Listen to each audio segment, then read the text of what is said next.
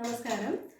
ഇന്ന് ഇഡ്ഡലി നമ്മൾ നാളത്തേക്ക് ഇഡ്ഡലി അരിക്കാനായിട്ട് അരി വെള്ളത്തിൽ കുതിർക്കാൻ വെക്കുവാണ് കേട്ടോ. അപ്പോൾ ഞാൻ സാധാരണ എങ്ങനെയാണ് ചെയ്യുന്നതെന്നുള്ളതാണ് കാണിക്കുന്നത്. നമ്മൾ ഇവിടെ ഇഡ്ഡലി റൈസ് എടുത്തിട്ടുണ്ട്. ഇഡ്ഡലി റൈസ് നമ്മൾ പറഞ്ഞാൽ ഇഡ്ഡലി റൈസായിട്ട് നമുക്ക് വാങ്ങിക്കാൻ കിട്ടും. ആ ഇഡ്ഡലി റൈസ് നമ്മൾ 4 ഗ്ലാസ്സാണ് എടുക്കുന്നത്. 4 ഗ്ലാസ് ഇഡ്ഡലി റൈസിന് 1 ഗ്ലാസ് സാധാരണ ചോറിൻ്റെ അരി. ഇത് നമ്മൾ വൈറ്റ് റൈസാണ്, ചോറിന് എടുക്കുന്ന അരി ഇതാണ്.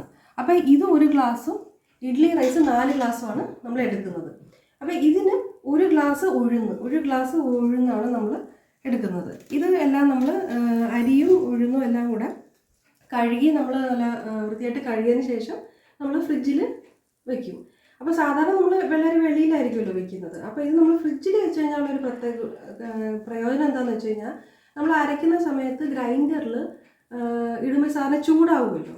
അപ്പോൾ ഇത് തണുത്ത തണുത്തതായതുകൊണ്ട് തന്നെ ആ ഗ്രൈൻഡർ ചൂടാവുന്നത് ഇത്തിരി കുഴപ്പമില്ലാത്ത രീതിയിൽ നമുക്ക് കൺട്രോളായിട്ട് നിൽക്കുകയും ചെയ്യും. ഇഡ്ഡലി മാവ് നല്ല അത്യാവശ്യം സോഫ്റ്റായിട്ട് കിട്ടുന്നുമുണ്ട്.